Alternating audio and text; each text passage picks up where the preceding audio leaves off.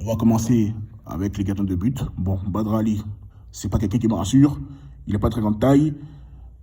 Moi, je me souviens qu'on a pris 5-0 contre un Pays-Bas très moyen. C'est pas le Pays-Bas de Coman qui était très bon, mais un Pays-Bas qui cherche nous humilie. Il n'a pas très grande taille. C'est pas le sens du risque. C'est pas un gardien de niveau, je suis désolé, parce que quand on joue en deuxième division sud-africaine, tu joues pas à Mamelodi Sundowns, tu joues pas au Kaizer-Chiefs, Orlando Pirates ou à Ajax Cape Town. Je vois pas les critères qu'on traîne, quoi. Voilà, franchement, il faut qu'on se dise les vérités.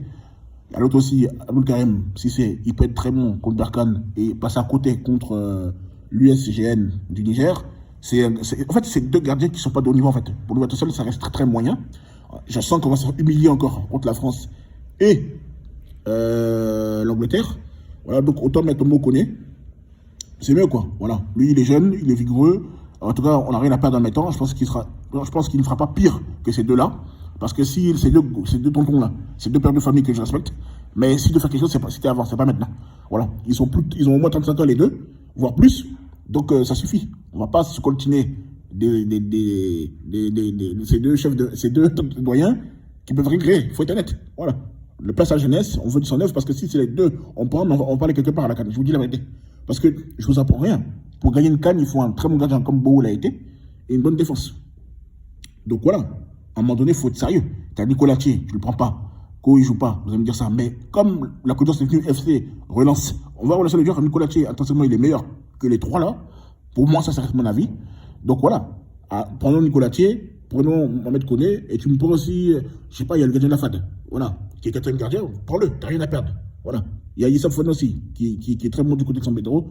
Prends-le aussi. Voilà. Donc ça fait 4. Donc voilà. On a aussi quand même. Bon, c'est vrai qu'on n'a pas un gros vivier au niveau des gardiens, mais on peut faire avec ce qu'on a. On enchaîne avec les défenseurs. Serge Aurier, bah, pour moi, c'est justifié parce que il performe avec Villarreal, il fait des bons matchs, notamment le gros match qu'il a fait contre la Juventus en Ligue des Champions. Donc pour moi, c'est complètement normal. C'est vraiment justifié qu'il soit là. Donc rien à dire, qu'il continue ainsi.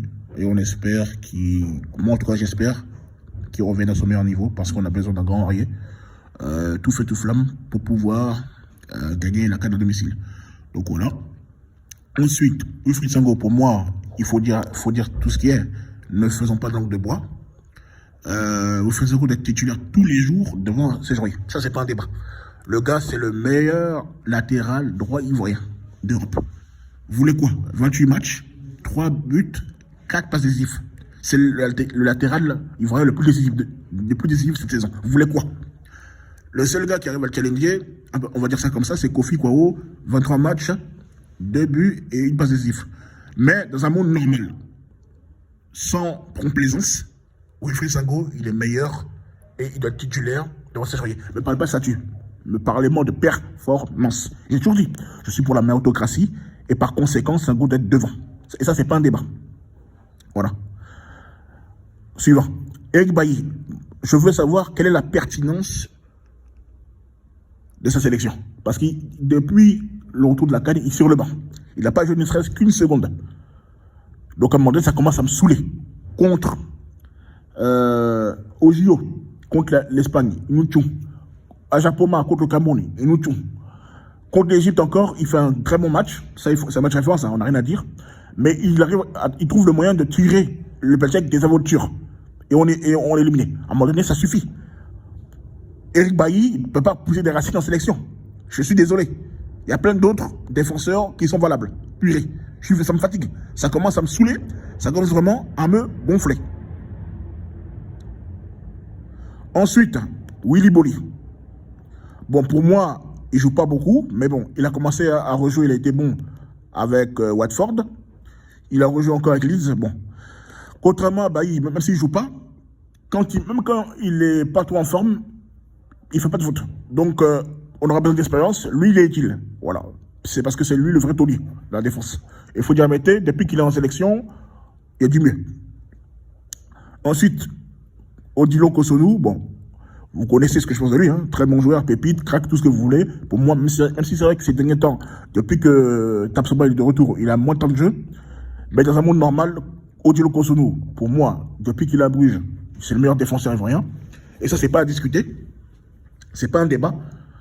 En sélection, il est souvent très bon. Donc, d'ailleurs, le match d'Adiri le démontre. Hein, donc, voilà. Il est souvent décisif. Même en Ligue Europa, malheureusement, il a été éliminé. Mais il est aussi décisif. Donc, voilà. C'est un joueur décisif. Il est très bon. Pour moi, il doit être titulaire indiscutable. Voilà. Et ça, c'est pas un débat, en fait. Hein. Là, on vous demande pas de choses. Ça, c'est pas un débat, en fait. Ce n'est pas un débat. C'est le meilleur défenseur depuis Bruges. Voilà. Depuis qu'il a Bruges. Donc, faut qu'on soit sincère. Voilà. Moi, je trouve injuste que c'est lui qui saute contre le Cameroun, alors que Henry, il est catastrophique. Donc voilà, c'est un défenseur qui est utile, et pour moi, il est titulaire.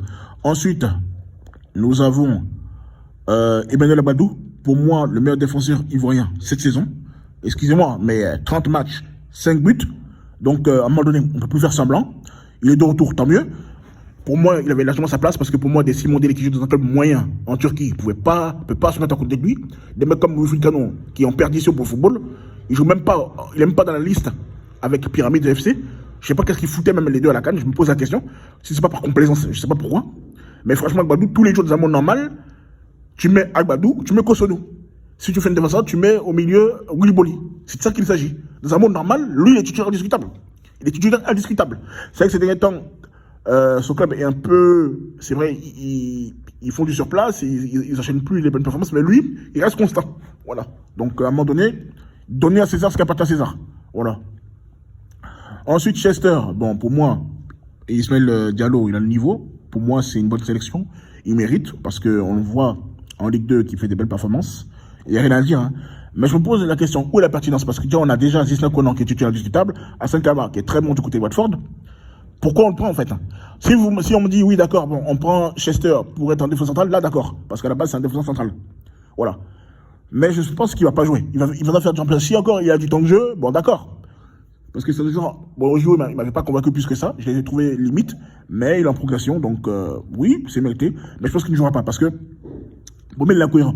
Quand on a besoin de doublure, il ne prend pas de doublure, il a aucune doublure, il bricole. Maintenant, dans un match amico, il nous ramasse des gens bizarres. Enfin, je suis désolé, mais il est bizarre. Tu prends des joueurs, tu ne les fais pas jouer. Chester, oui, il a le niveau de cette sélection, mais il ne jouera pas, on ne va pas se mentir. Il ne jouera pas. Voilà. Hassan Kama, c'est meilleur, Gisèle Konan, c'est meilleur. Donc pourquoi le prendre? Sachant qu'ils n'ont pas tant de jeu. Voilà, j'en pas la pertinence. On va passer au milieu de terrain.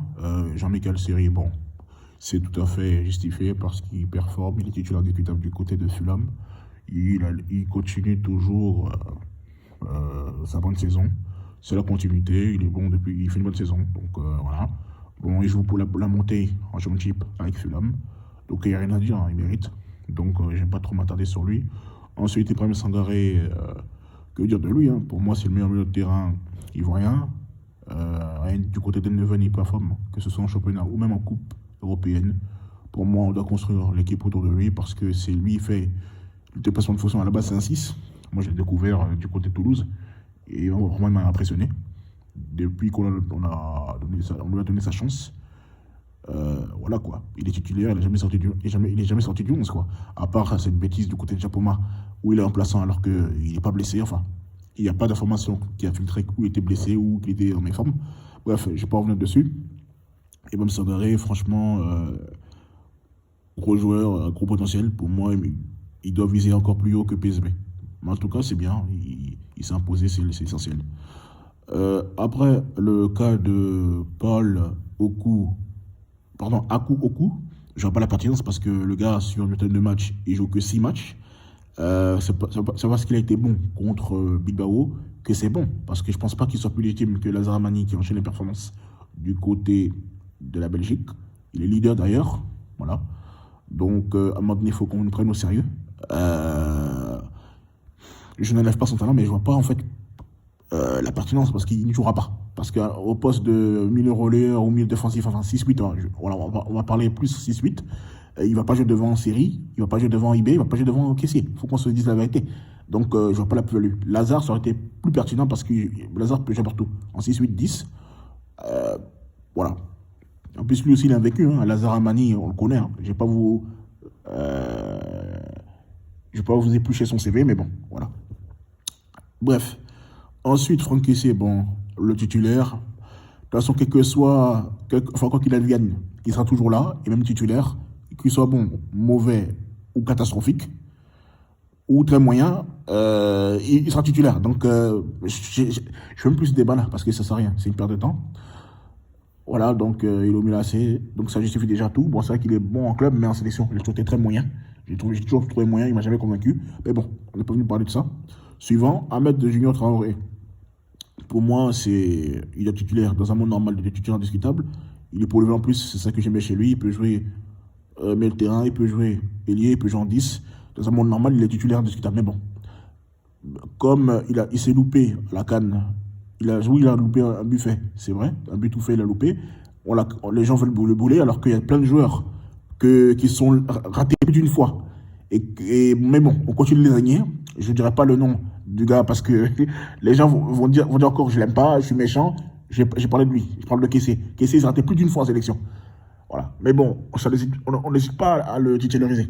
Après, vous dire que je suis méchant.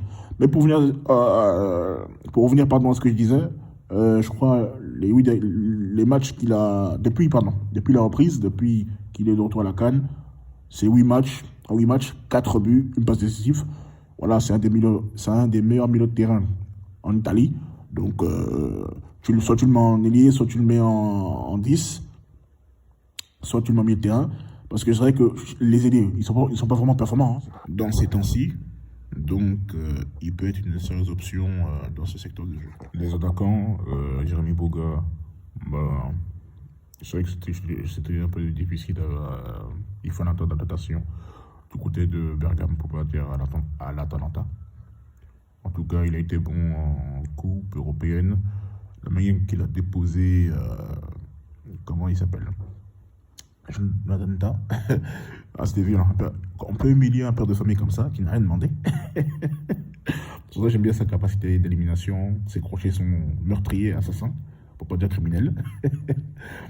Un mec comme ça doit être un numéro 10 dans le cœur du jeu pour distribuer. Et pour moi, ce que j'aime bien chez lui, c'est qu'il ne fait pas de fioriture, il n'a pas de déchets dans son jeu. Il joue intelligemment, il joue simple. Voilà, donc voilà. Après, le seul ailier que je trouve performant, c'est ça. Le reste, voilà, Crespo, il est remplaçant à Transport. Après, c'est difficile de rentrer dans une équipe bien huilée, avec comment il s'appelle, l'Eli Nigérian. Tu sais qu'il n'a pas joué parce qu'il est chaud. Gradel, bon, il met ses quelques buts, c'est pas décisif, hein, voilà. Mais bon, pour moi, il ne représente plus l'avenir du football ivoirien. Je pense que la génération de transition, tout ce qui est Gradel, Gervignon, on doit passer à autre chose. C'est mon avis. Nicolas Pepe, bon, il joue pas, mais bon, bref, il a été bon contre Wolverhampton. Bon, on va le prendre parce que c'est la continuité de la CAN. Il faut le mettre en confiance, d'accord. Je peux bien l'entendre. Sébastien Aller plein des buts. Voilà, bon. Rien à dire par rapport à ça. Et puis Cornet, c'est vrai qu'il pique plus. Voilà. Bon, j'espère qu'il va venir. Après, voilà. Moi, je pense qu'il y a des joueurs comme Cornet, Crespo. Ils sont pas en forme, quoi. Ils sont pas en forme, même Pépé. Bon, Pépé encore, vous allez me dire à la canne. Mais bon, après, il y a un jeune, Simon Adigra. Je sais pas si c'est Adigra ou Adigra. Bref. Désolé si j'écorche son nom, mais il est bon du côté de Danemark. Du Danemark, il est excellent. Moi, je pense qu'il aura sa place tous les jours dans cette équipe. Bon, quoi, mais le problème, il performe en club, mais en sélection, c'est catastrophique. Et moi, ce qui me frustre, on n'a pas ramené Konté Karim. Je ne sais pas pourquoi, on ne me parle pas de visa. Parce que si Abdul Karim, qui joue à la SEC aussi, est sélectionné et pas lui, c'est les incohérences encore de Boumel. Une pépite comme ça, tu le mets, il crève l'écran. Le monde entier aura pu le découvrir, mais bon. Je ne sais pas comment il s'est arrangé pour ne pas sélectionner Konté Karim. C'est ça qui me fait le plus mal même, il faut être honnête. Bon, c'est vrai que Crespo peut jouer en 9, mais bon, voilà quoi. De toute façon, il met un surplus d'ailier, mais s'il a trop utilisé ces deux ailiers ou 3, à tout casser, voilà, il va utiliser que 3 joueurs sur la pléthore d'attaquants qu'il a. Donc, c'est pas nouveau.